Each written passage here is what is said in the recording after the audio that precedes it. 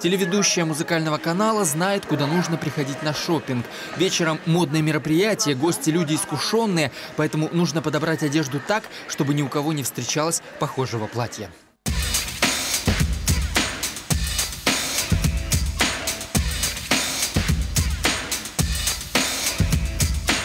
Мне нравится, что здесь есть очень такие современные вещи, скажем так, более в стиле 80-х.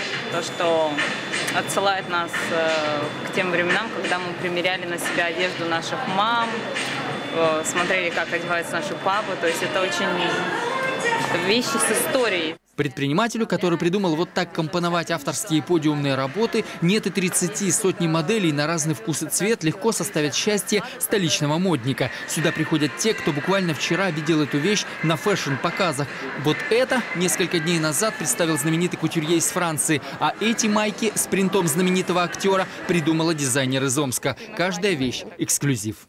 Вот такие прям лесные мотивы. Сама его с удовольствием ношу, очень много внимания привлекает.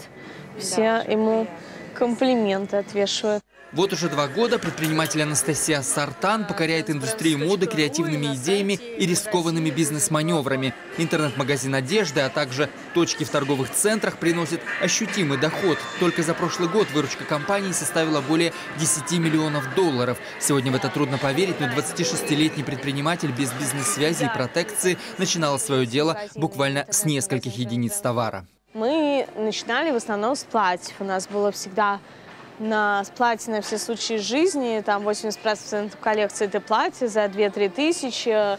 Из натурального шелка в основном, из натурального хлопка. Всякие разные, интересные, которые, в принципе, нигде больше найти нельзя. Предприниматель, что называется, попала в струю. Модели платьев тут же стали пользоваться спросом, пошли первые заказы, а вместе с ними и первые инвестиции. Серьезные бизнесмены удивлялись хватке и деловым качествам нового партнера, но доверяли и соглашались сотрудничать. Я думаю, что здесь каких-то прям золотых правил не существует. Я думаю, что это просто либо ты действительно горишь своим делом и знаешь, как его делать, тогда инвесторы тебе верят.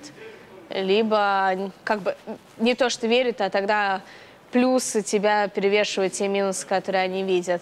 На рынке торговли одеждой в интернете нет недостатка в конкурентах. Чтобы занять свою нишу, молодому предпринимателю все приходилось делать почти что интуитивно. Девушка нашла решение одновременно с продажами в интернете реализовывать одежду в обычном шоуруме офлайн. Внимание к деталям, жесткий контроль расходов. Эти простые методы сработали. Главный ресурс не деньги, а люди. Сегодня в ее команде работают около 50 человек. Собеседование предприниматель проводит лично. Я всегда даю предпочтение открытым людям. У нас поэтому и отношения в команде довольно-таки у всех близкие, теплые. И внутри команды тоже все дружат друг с другом, потому что в основном хочется, чтобы это были какие-то открытые люди. Сегодня День молодого предпринимателя расписан по часам. Выставки, встречи, показы дизайнеров, литература о моде для других может быть развлекательным чтением. Для Насти это источник новых идей. Все считают, что советской моды не было, а вот есть прекрасная книжка, которая очень хорошо рассказывает о том, что она существовала. Ее ниша – это продажа одежды малоизвестных зарубежных и российских дизайнеров. Высокая мода по низким ценам находит своего покупателя. В среднем стоимость вещи доходит до 2500 рублей. Но на этом Анастасия не собирается останавливаться. В планах развитие продаж одежды в регионах. Стратегия покорения страны уже готова. Валентин Балыш, Сергей Громов, РБК.